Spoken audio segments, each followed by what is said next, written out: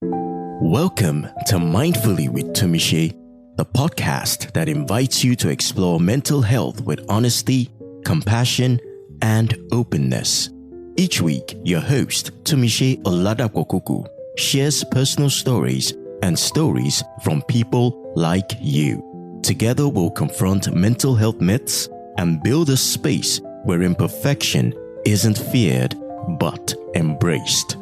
From self-esteem struggles to relational conflicts, we're here to discuss it all, with guidance from experts and real raw stories that inspire healing.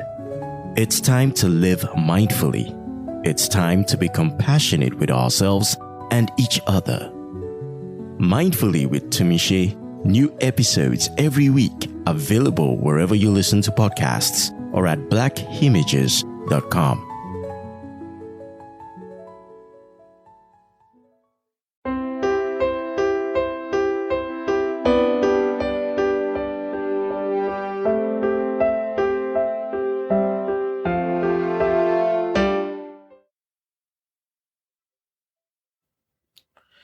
Hey, mindful partners, wherever this moment finds you, I invite you to take a breath. This solo conversation, isn't, as I've said in the last 3 episodes, a guide. It is an invitation, a moment to sit with what is, to honor the detours and disruptions, to see adversity not as the villain in your story, but the teacher whispering in the storm. In the last 3 episodes have been very, very reflective, and the reason is very simple: to keep with the spirit of Mindfully with Tumishe. If you have followed this podcast in the last 2 years, the main objective is to demystify the narratives around mental health as against mental ill health.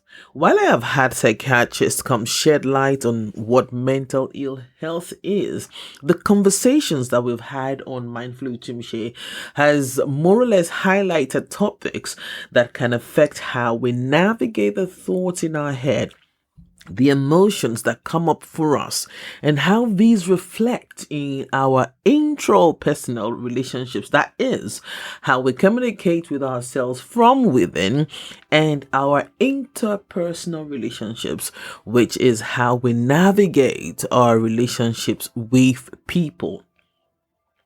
The world of mental ill health is such a wide spectrum, and simply put, mental illnesses or health conditions that involve changes in emotions, thinking, and behaviors that contradict what social or the society calls normal. I, however, firmly believe that if we speak to managing and navigating the emotional, social, and psychological well-being that plague us daily, we may reduce to some degree the occurrence of mental illnesses. In other words, if we confront our daily interactions and emotions and our ability to cope with stress and relationships healthily and positively, not just for ourselves, but as a contribution to the society at large, we may also reduce the power stigma has over mental health questions. So, what is the essence of this shalaye, this long talk? Today is, wait for it, another reflective episode.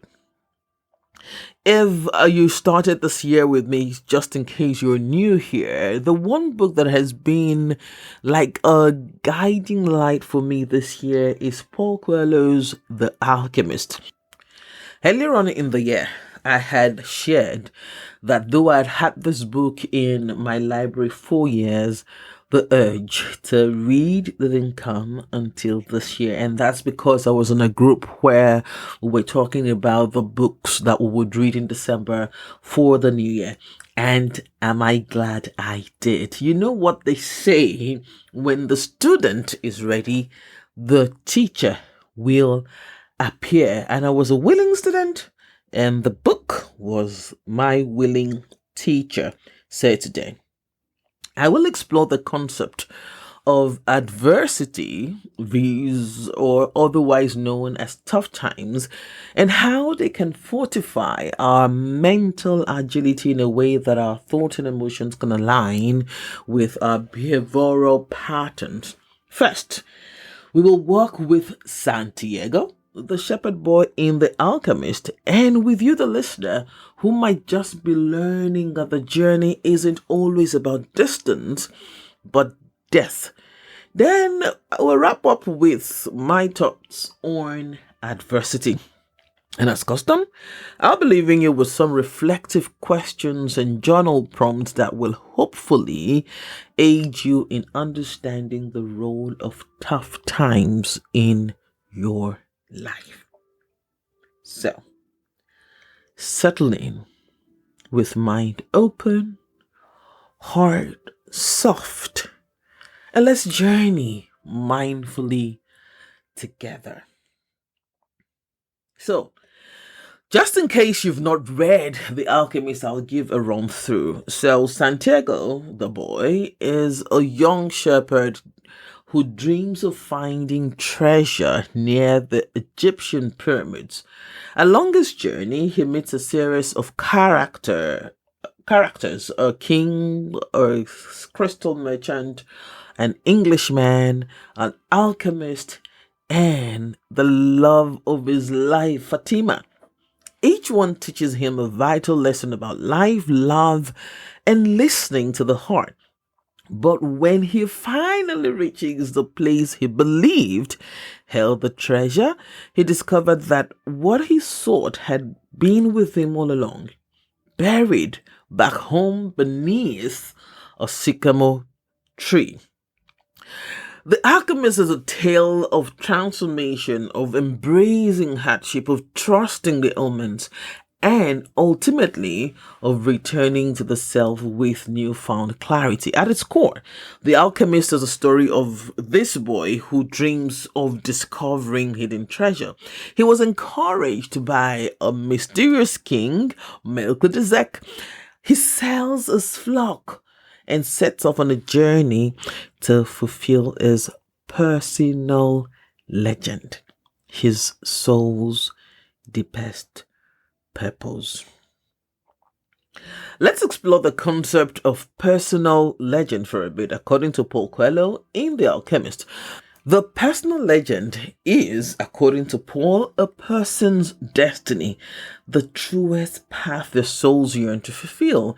It's the purest expression of who you are meant to become, the dream planted deep within your heart before the world told you to be realistic. According to him, everyone knows their personal legend in childhood, but as we grow older, fear, doubt, and the expectations of others begin to cloud that inner knowing. This sounds like what Don Miguel Ruiz calls domestication. Yet, he says the universe conspires in our favor when we pursue this buried dream wholeheartedly. Following your personal legend isn't a straight path, of course. It's filled with trials, detours, and moments of doubt. But each challenge serves as a purpose to refine you, awaken your inner strengths, and teach you the language of the world. Let me take a slight detour to speak to how I see mental health conversations in social spaces now, and wrapping it around the concept of personal legend and the awareness of the inner child who can be a great resource person on the journey to being. To me, these conversations around mental health seem to be advocating for less mental resilience than for how to fortify ourselves for adversity. The I need to protect my mental health phrase has become so facetious. We joke about it now that though mental health conversations are now very rife and we have the right words to navigate them, they have ironically driven deeper stigma because people who truly now need help cannot boldly seek it. Let us be clear. Mental health conversations are not about that utopian life or living. Trust me, it would be really boring if we have nothing to force us to push through, push back, and question. We must, as we advance the conversation about being mentally healthy, understand that there are clear differences between mental illness and mental health questions. That adversity is what success stories are made of. Having a space where all the plethora of scattered experiences, thoughts, and emotions are catered to towards healthy navigation. Now, that's what it means to protect your mental health. And before I share my special note to you on adversity, let me share what two of my favorite writers, said about adversity. One, of course, is Brené Brown, the shame researcher, who says you cannot numb the dark without numbing the light. Simply put, if you don't address the darkness, then the light is not going to shine. And the other person is Susan Cain, a self-acclaimed introvert who is trying to navigate a very, very noisy world. And in her first book that I read was Quiet. Quiet, that's the title of the book, Quiet, a guide for an introvert navigating a noisy world. But this quote is from her book, Bittersweet. And she says, if we could honor pain and not try to erase it, we could transform it. I'll say that again. If we could honor pain and not just try to erase it, we could transform it. Both women call us to hold space for contradiction. The joy and sorrows are siblings, that adversity and aliveness often arrive hand in hand.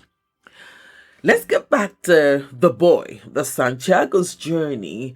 And that journey, if you're willing to look into the mirror, it mirrors ours. We think we're going outward, but life always brings us inward. Remember the episode about the butterfly, how the butterfly's growth is more on the outside and ours is on the inside.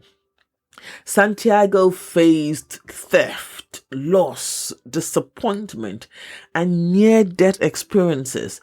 Yet, each experience carved him into a vessel worthy of the treasure that he sought. The treasure wasn't gold. It was clarity. It was himself. He found his rhythm in the valley, not on the mountaintop. And maybe you, dear listener, are in your valley now. Maybe life feels stuck on the rewind. Here is your reminder that valleys birth vision. Here is your permission slip that you hunker down in that valley and understand that adversity is where growth brews. As promised, let me share this note on adversity that I wrote to myself as a reminder that though I live with bipolar affective disorder, I can navigate this mental illness from a place of strength rather than a place of victimhood. So here goes. Let adversity be your teacher, and your mental health will be sharper. Many people think that protecting their mental health is antithetical to being resilient. While I agree that the way we now define resilience, or the way resilience is built in these days, is different from generation to generation. Maintaining a solid mental well-being is not by resisting adversity or hard times. It is in understanding the polarization of the very existence that we found ourselves, night and day, good, bad, joy, and pain. We live in a world defined by antonyms. So, why do we develop and farm tools to cultivate the good and work hard to bury the bad? No tools in the life toolbox to navigate tough times. We hear often, tough times don't last. Tough people do. Maybe, just maybe, it's time to adjust that saying and add people who are aware of the curveball life can throw and navigate properly, live a beautifully colored life.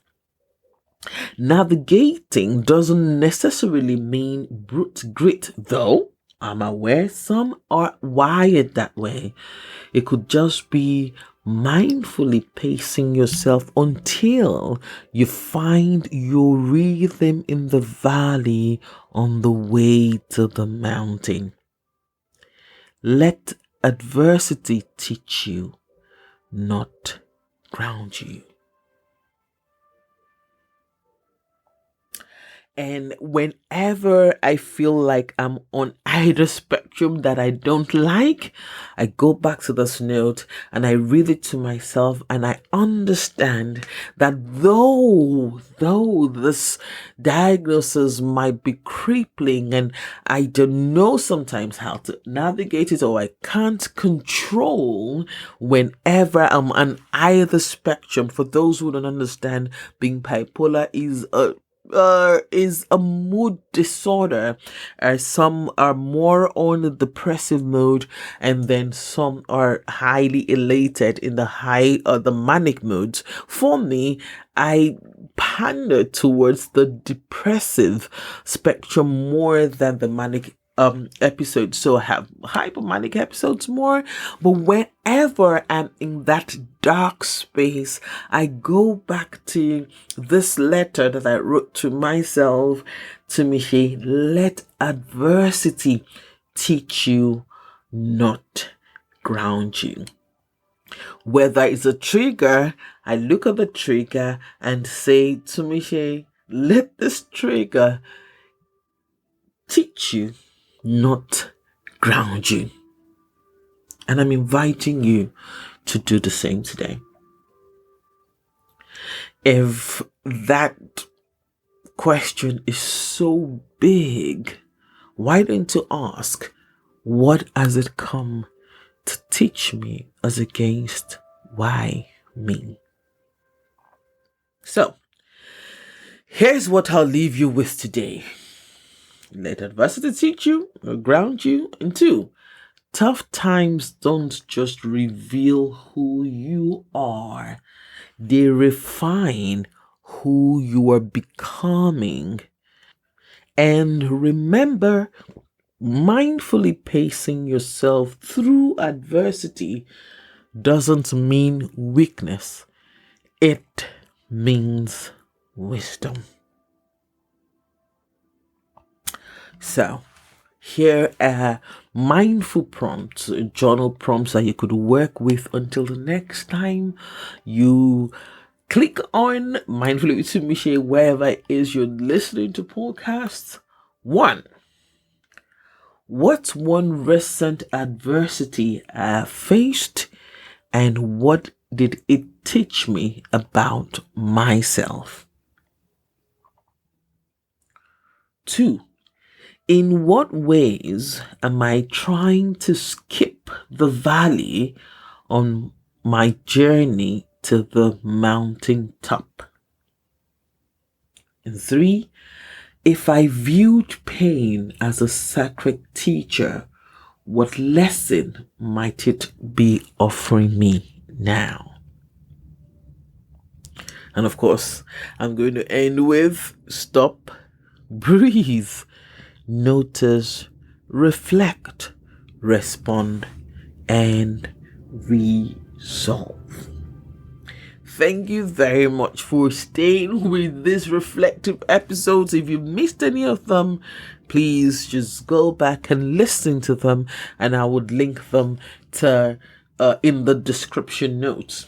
Remember, you support Mindfully with Tumishe by following the show on all socials, rating the show everywhere and anywhere you're listening to podcasts, and most importantly, sharing it with people in your life who may need a little pick-me-up or two. And until next time, stay gentle with yourself and stay mindful. Love yourself, love your neighbor, love your country. Above all of this, love God. He is the essence of your being. I am Oluwatumishe Oladapo Kuku.